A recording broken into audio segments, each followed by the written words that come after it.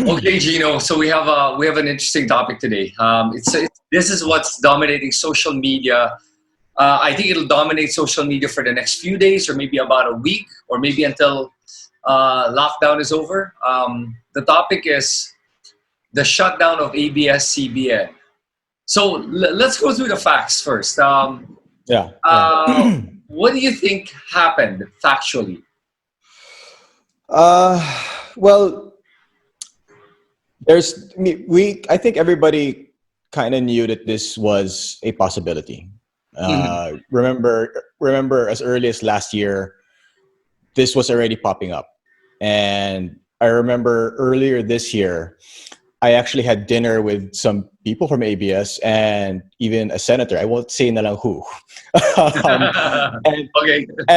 I remember during that time, wala pang lockdown na. And I remember during that time, um, they were asking, do you think it's possible to have the Senate hearing first before the Congress? Clearly, that wasn't possible, right? Because they know that ABS knew that the senators would be on their side, and they've been saying it from Sunny Angara, obviously, to Sherwin, to Tito Soto, to Mig Zubiri. All of them are basically supportive of ABS, and they can say that because it doesn't fall on their hands, Right. right? It's not up to them. So we knew that this could happen a long time ago, but I just didn't think it was going to, especially now in a situation where we actually need ABS-CBN. Right. Not only the 11,000 plus employees, but they do still have the biggest reach in terms of television networks across the entire nation. And And in the world with Pinoy's and and OFWs. yeah, but TFC is not affected. TFC, ANC, and their digital platforms are not affected, right? So, in a time of crisis such as this, the pandemic, where we need to get as much information out there, it's the time we actually really need them the most. And it's ironic that the last time that they were that they were not on air was uh, during another crisis. So I don't understand the timing. I understand there's issues with excuse me, the PDRs, the Philippine Depository Receipts, which is the if you peel off all the layers, right? There was issues with Rappler faced the same problems with foreign investors. The Constitution of the Philippines states that every media company in the Philippines needs to be 100% Philippine owned. And that is a little bit of an issue. I understand that. But should have been a way to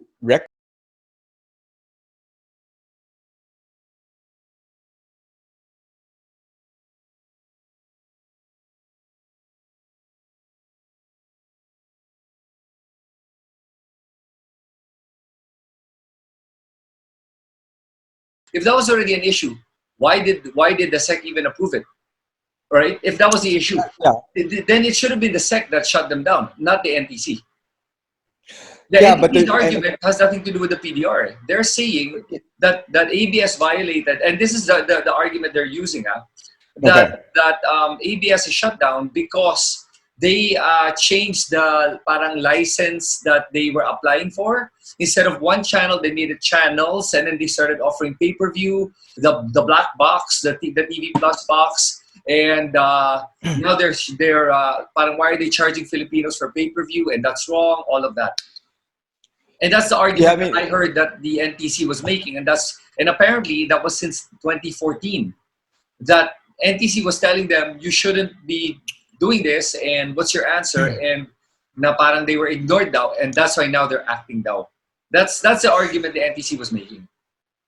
yeah, but with that, we say with the first of all, I remember yesterday when this whole thing blew up. There was an interview. Tony Velasquez wasn't the one interviewing him. Interviewing the NTC. What was his name from the NTC? Anyway, one of the high ups in the Yeah. NTC, and he couldn't give the not Tony, but the reporter. He couldn't give him a straight answer because the reporter was asking him, "Do we just go off air right now? Are we going to be able to air TV Patrol?" This is around 4 p.m., 3 p.m. yesterday, and they were dancing around the question. He couldn't answer him. He gave him a straight answer, like just ultimately say, "No, you're off air now." All the NTC was saying was that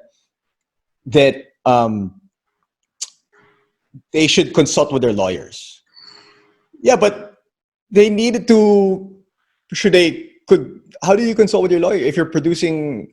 You know what I mean? Like it's Yeah. like they were hours from TV Patrol. And we know that a lot of Filipinos rely on that news to get information, right? Across the entire country. And I just couldn't believe the timing of the whole thing. Now going back to what you were saying about what the all the things that the NTC was basing this cease and desist on, you could have fixed this, or there should have been another way to fix this than just completely pulling them off air at a very critical time. But in terms of like when you say critical time, I mean, for me, kasi if you think about it, ANC is still on. If that's Yeah. I'm looking at Facebook right now, and they're on. There's a news report happening. There's a reporter. They're interviewing people. So the information's still there for news. ANC. Yes, yeah, but how many people in the Philippines have ANC? Yeah. How many people you know what I mean? Like there's It's still not a lot everybody does. compared to TV Patrol. Where Yeah, not everybody. Yeah. It's a big Yeah, I difference. think, but it's a big difference for us in the NCR. For us in the big cities, sure, we can live off of not having TV Patrol. I'm not saying that it's the only news channel that news the Philippines. I'm sure GMA, CNN Philippines, TV5, etc. all can reach certain levels, but you're taking off one major piece Yeah. from that, Yeah. and maybe the major piece from it, and it's such a again, I just don't like the timing, and I think it's a little bit of too much of a drastic measure to do. I mean, sure, you can make them, let them keep on running until this quarantine is over, and then tackle the issue again. But right now, we need them. Yeah. So basically, you're saying, and let me see if we're the same track here. Now, you're saying that you believe that the penalty was too harsh for the supposed violations. Now, okay, so the violations, there's been many accusations made to ABS-CBN from the SEC, the NTC, from the president himself. There's been a lot. Yeah, even they're saying that workers are maltreated, blah blah blah, and overworked, underpaid, whatever. There's a lot.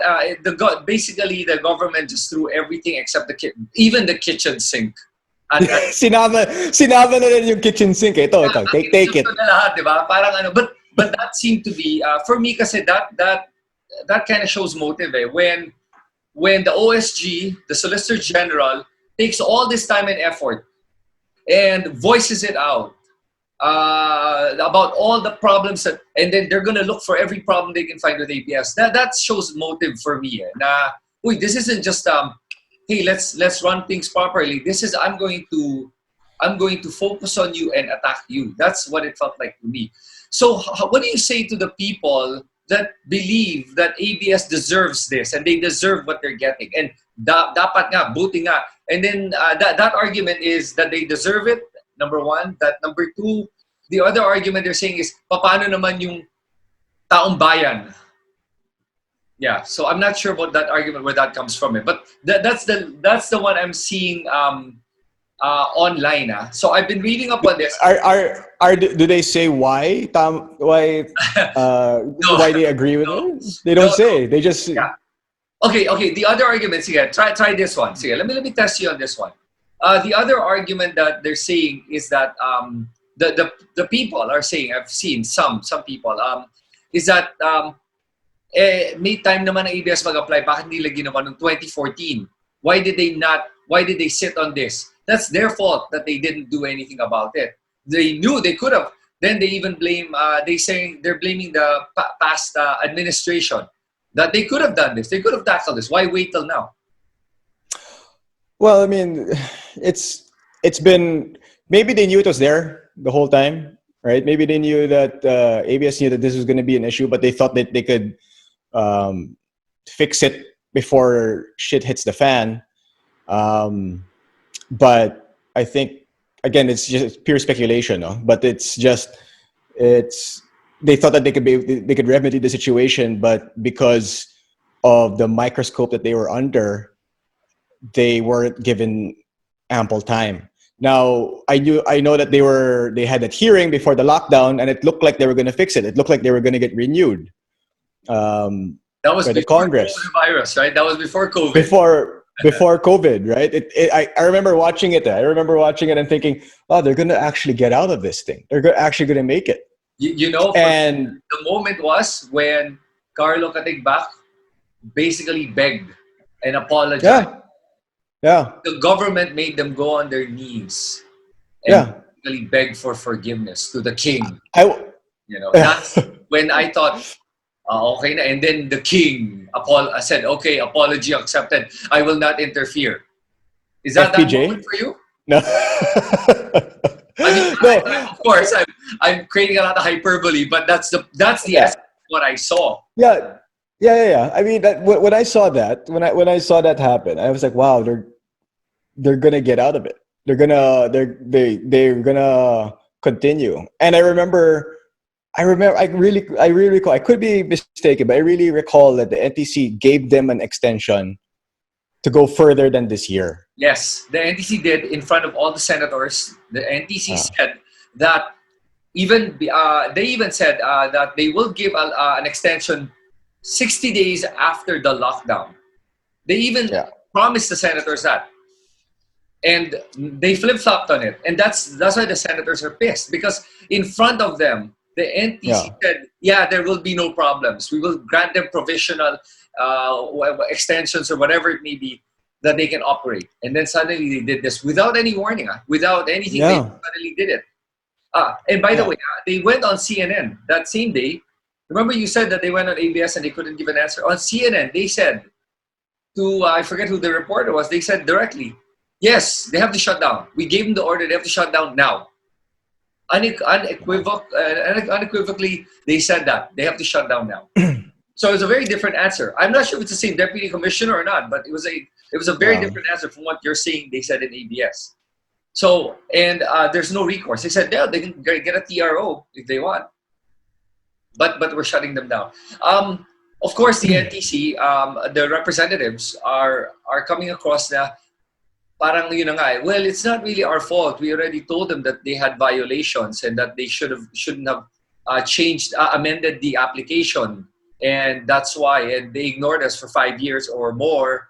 And, now they're faced with this. And so when they're asking for a renewal, we couldn't renew them because they didn't, go back to the old application. They insisted on the new one. Now, Jinno, just to be clear on what they insisted on. ABS insisted, they changed the application from one channel to many channels to include other media, other options of distribution. Why? Because we are not the same as we were in the 90s and in the 80s. Sure. Technology changes. That time, there was no cable. That time, cable, even when it came out, had only, 20, 30 channels at the most. This is an ever-growing technology, boom that we've seen. And of course, applications change. And the NTC didn't look into that, the possibility that now there is pay-per-view. There is nothing wrong with pay-per-view. And who else offers pay-per-view? It was the Pacquiao fight, the Pacquiao-Mayweather fight, that they're claiming that, why did you charge? That para kawawa daw mga Pilipino. And here's the thing. All of those arguments, I think, are wrong because it is the government not adjusting to the reality of the modern day. Yeah. They're using antiquated laws to try to stop technology and to stop progress. Yeah, no, and that's where I was getting at a while ago, because we've seen this in other places. In other places, whether it's the motorcycle taxis and delivery services in the Philippines, whether it's the some of the dumb laws about that I can't believe became a law for a really brief moment, the anti-distracting law and whatever. I mean, there's just so many idiotic stuff that goes on that kind of made sense probably in the 1950s or the 1960s, or but doesn't make sense in today's world. And that's just a problem that we've had as a whole. Now, but this is just another example of it. I guess all the issues that we have, maybe not all, but a lot of the issues that we have as a country is partially because we don't adjust to the times. Right. We're still basing it on stuff that we're running. It doesn't apply anymore, and it's just. I mean, how do you progress that way? Yeah. You can't. And I think that's why the government, whoever's in power, can weaponize the law because there are so many loopholes in the law. If the law was airtight, then we would be at a safer place. Business would be at a safer place. People wouldn't be worried about what happens to my investments because it's on a whim of a person who's a little bit, not altogether there. So yun ang problema. Okay, so no, that's why you need a strong law. Yeah. I like how you just said it in passing, by the way. I was like, yeah. So here's my question for you: who do you think really is to blame? I don't know, man. Is it Congress because they sat on it for so long? Is it the NTC because they just wanted to do it, or is it Duterte, or is it ABS? Because there are segments of our society that are saying it's ABS's fault because they waited so long to apply, and yet there are other people that are saying naman that everyone else saying everything else. So there's so many, you can point fingers everywhere.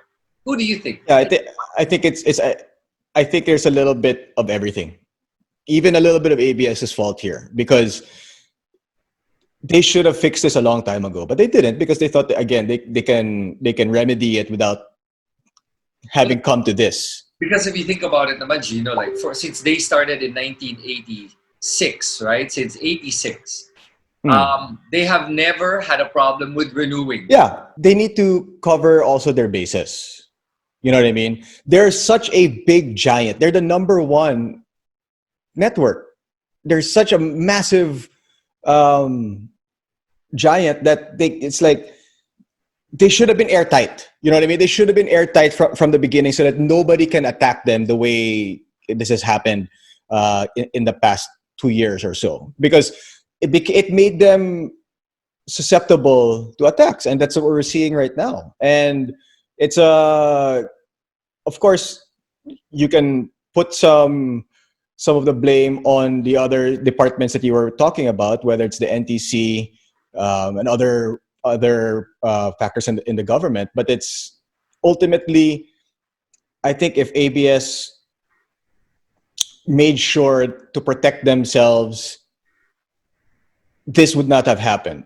Okay. I'm not blaming them. I'm not blaming them because it never was a big issue before. But being the company that they are, but the thing is, because there's so many layers, right? There's so many layers to this thing that it's. I don't think there's one. Honestly, I don't think there's really just one group or person to blame for this whole thing. Let me add to that.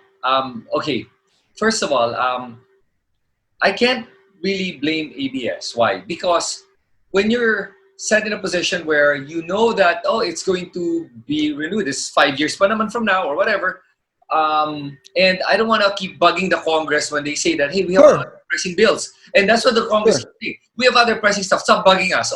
So if you're the one that's asking, ang hirap naman mangulit, di ba?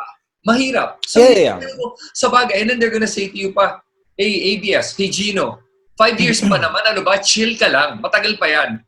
And then the new government goes into power. And then you're like... Yeah. I mean... And then the person frantic like this, and you're like, oh, Lord. Sige. And I get that. I get what you're saying. Like they never needed to do it before. Like it shouldn't have been an issue. But I think they're just too big and powerful to not have covered all their bases. And that's actually praising them in that sense. Huh? It's not pointing blame at them. It's like, dude, you guys were such a powerful entity. You should have made sure that you couldn't have been attacked this way by different sides. Like it's. I mean, we're talking about like just thousands and thousands of families that's going to be affected by this thing. And I know, like, I think it was Carlo Katigbak who said it yesterday that for the next 3 months or so, nobody's going to get laid off, which is good to hear, right? It's good to hear that they're taking care of their own.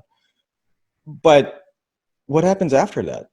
Yeah. Like ANC doesn't really make money. ANC, like, I mean, the other entities that they have doesn't make as much money as Channel 2. Right. Okay.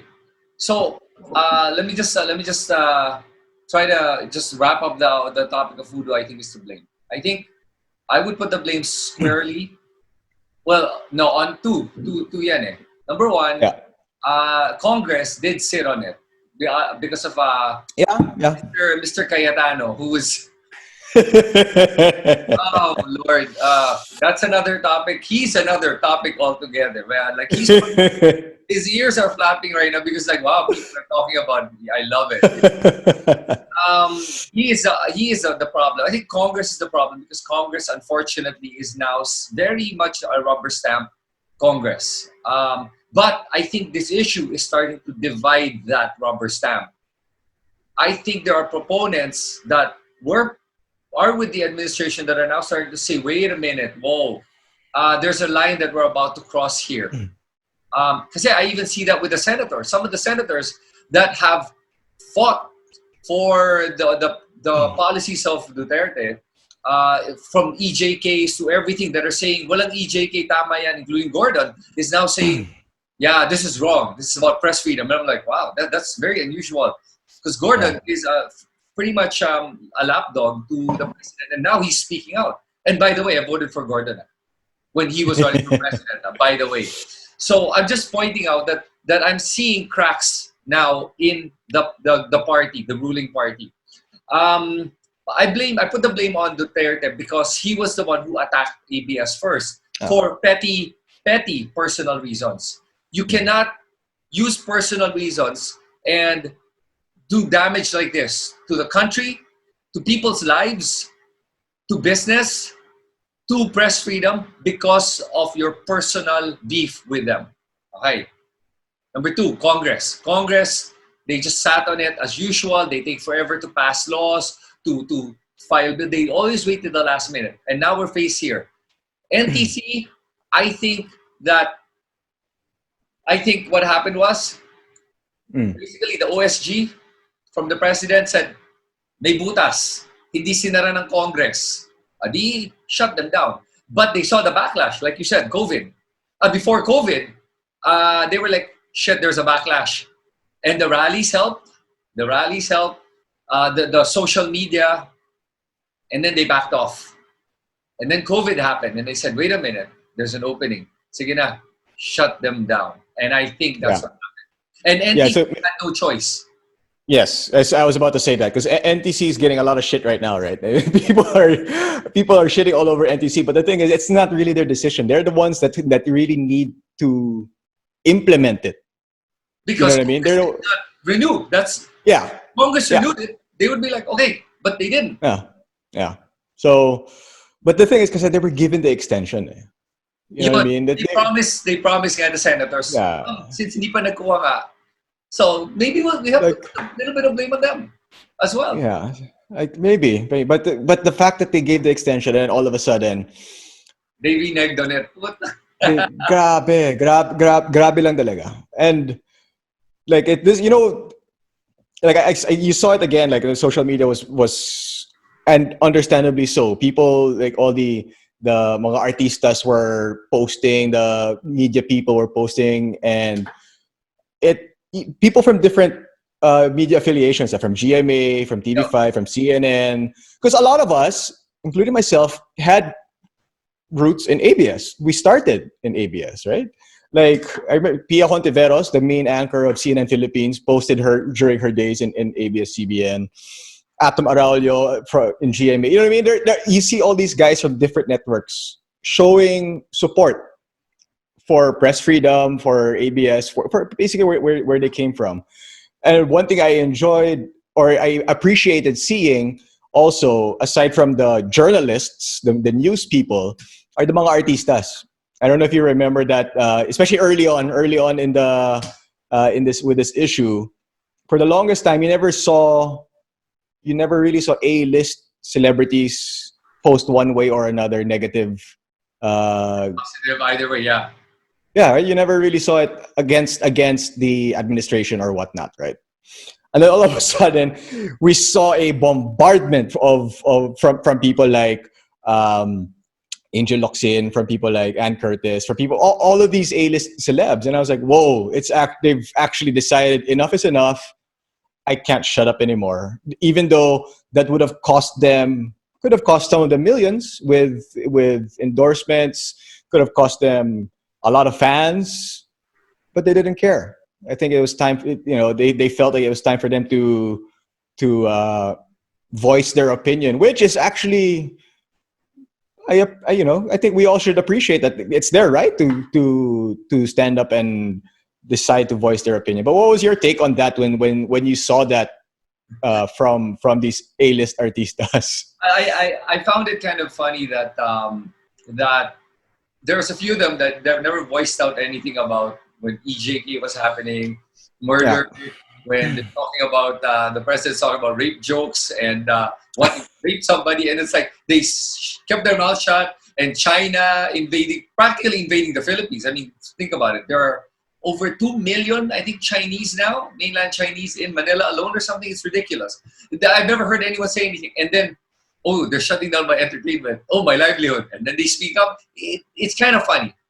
But I understand where they're coming from. I'm not, I'm upset with them for not saying anything. A lot of people are afraid to speak up with this government.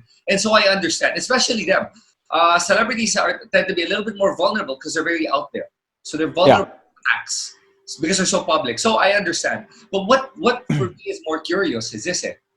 What do you think are the people, the celebrities that supported Duterte, that are in ABS, that are doing this and yeah, tama to. What do you think are they feeling now that they are now affected by this?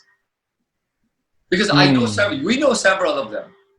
And I actually went to their Facebook. I saw one of them posting that What did it? she's posting support for ABS sad, but no commentary, no saying na mali siguro naman. They just posted supporting ABS and then sad face, gano'n. Very muted. But I know kasi she's supporting Duterte. But she's very muted in it, but she's very sad because it's also her livelihood. So that's one of many celebrities that I know that are supporting this government and now are like faced with this. Now they're attacked by it. What do you think happens now? Sige, what do you think? Where does it go from here? I'm sure there's negotiations going on right now. I'm sure. The thing is, like, Congress is the one that can fix this. Yeah. But there's other pressing matters at the moment, which is true. Like, how important is it to get ABS up and running again when Congress also needs to focus on this crisis? Like, the timing couldn't have been worse. You know what I mean? It couldn't have been worse for ABS-CBN. Sorry, I didn't hear you. Intentionally worse? What do you mean? I mean, like, was it intentional? The timing? I don't know. I don't know, because the original was really going to run out at this time anyway. May what is it? I don't even know the date anymore. May 5, right? It was really going to run out May 6 pala. It's May 6 now. It was really going to, the original deal was going to end talaga. So I guess that's what they were basing it on. So parang bahala na. But it's just awful timing for ABS, because you saw, like, when like now you can't rally. Not saying that people power always works, but you can't rally because of COVID, and that Congress has, again, other pressing matters, more pressing matters, because it's the lives of people that need help. So it's I think eventually there's negotiation back, like we don't know what's going on in the behind the scenes. I'm sure that's been going on since yesterday. Yeah. And I think they will be back on air. I don't know when. I don't know if it's gonna happen in the next couple of weeks, or I don't know exactly what's gonna happen. Maybe they'll have a new partner, a new investor. Man, I don't know. I mean, I hope it doesn't come to that. Like it's just a scary thought if you can muscle your way yeah, to a because position if like that that. happens, then somebody's just buying into cronies are buying into these companies to try to manipulate them, and that's not good. And Yeah, it's not. but honestly, I honestly believe that this happened because the elections are coming up, and this is a way to dangle the carrot and make them follow wherever they want them to go, whoever's in power. And it's a way to make them bend to their will. And that's the problem. I think that if unless people clamor and express their anger and disappointment at what happened, the people in power in Congress are going to be dangling this because they want ABS to succumb to their will, and that's what could happen with this. But if there's enough anger and people are expressing it, they could change their mind. We've seen that they're still somehow susceptible to the opinions of the masses. The problem is most masses are not they don't care to listen and to read enough. I noticed that. By the way, there were a couple of people that I chatted in my chat group the other day that was interesting because when they found out, they said, di ba hindi nga sila nagbabayad ng taxes? Yun naman ang binigay na reason. And my God, you could easily, and if that's the case, then the BIR should have gone after them, right? Why are Yeah. you saying they haven't been paying taxes all this time? Really? And the BIR didn't do anything? The BIR that's so crazy to get money? I mean, really?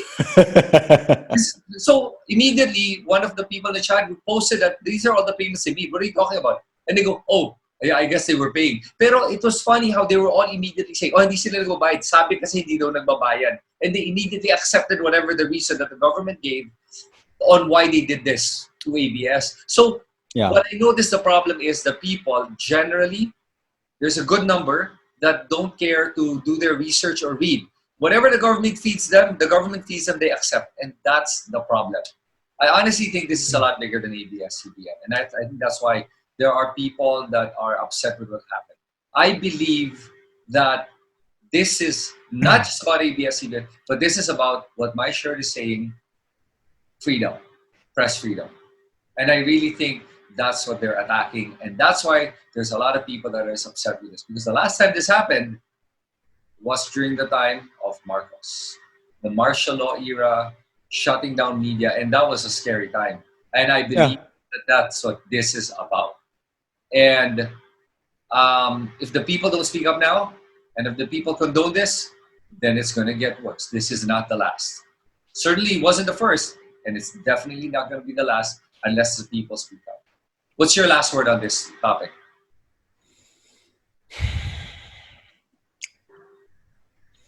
I mean, freedom of the press is what is really the backbone of democracy. It's either we have it and we really are a democracy, or we don't and we're not. So I think that's what we all need to look into, because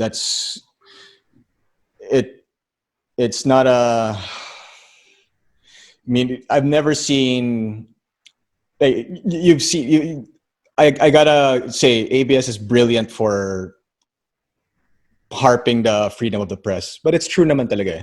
But because of that, you saw CBS BBC, Sky, Al Jazeera, all these major news outlets in the world,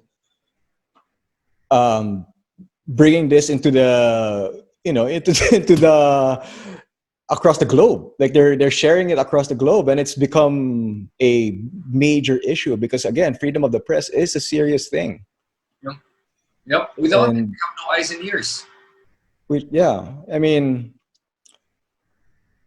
again, it really is. It's the backbone of democracy.